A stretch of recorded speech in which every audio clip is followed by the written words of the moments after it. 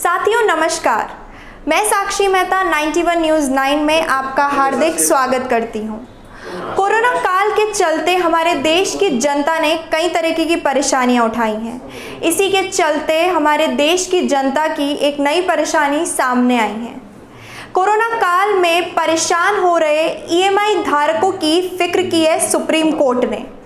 EMI में छूट को लेकर सुप्रीम कोर्ट का कहना है कि सरकार और आरबीआई इस पर हाथ खड़े नहीं कर सकती है।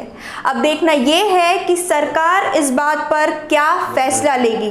इस फैसले का हम सभी को बेसब्री से इंतजार है। कोरोना काल में देश के वह लोग परेशान हैं जिन्होंने फाइनेंस करा रखा है।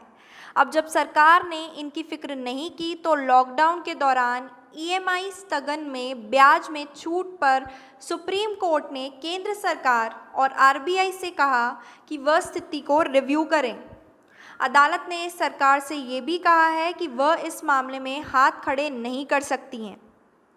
सुप्रीम कोर्ट ने कहा कि केंद्र ये बयान देकर पल्ला नहीं छुड़ा सकती कि ये मामला बैंक और उनके कस्टमर के बीच का है। अगर केंद्र सरकार ने मोरेटोरियम की घोषणा की थी तो उसे ये तय करना चाहिए था कि कस्टमर को तार्किक लाभ मिले। सुप्रीम कोर्ट ने केंद्र सरकार और आरबीआई से कहा है कि वह इस बात की समीक्षा करें। सुप्रीम कोर्ट ने साथ ही कहा कि इंडियन बैंक एसोसिएशन देखेगी कि क्या मोरेटोरियम के मुद्दे पर कोई नई गाइडलाइन आएगी या नहीं।